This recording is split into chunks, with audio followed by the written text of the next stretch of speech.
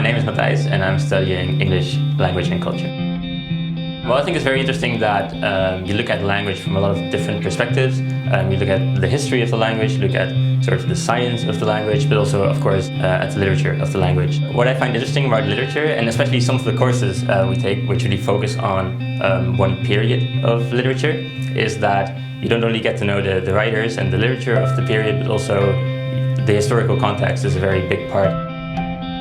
One of my favorite courses is EAP research reports, and it's really interesting to me because it's a sort of preparation for your bachelor thesis, and which basically means that you write an essay and you give a presentation about anything that you choose. And so personally, I've chosen to write about a dystopian novel I really liked called Never Let Me Go, and I've chosen to look at it through a sort of Marxist lens. On average, there are about 100 students in the first year, which means that you have a lot of personal contact with the teachers. In my experience, the teachers often know your name, which is very nice.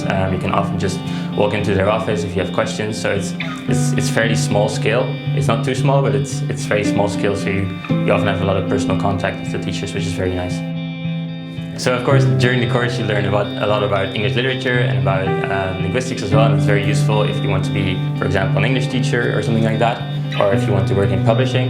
But analyzing literature in general is also very useful for developing your critical thinking skills. Giving feedback is very useful. Learning how to communicate well is very important, especially nowadays when, of course, in the future work environment, there's a big chance you have to speak English. So if you're considering pursuing a Bachelor in English language and culture, one thing you might do is take a seminar online in which you will really get an idea of what studying here is like and what work you will need to do.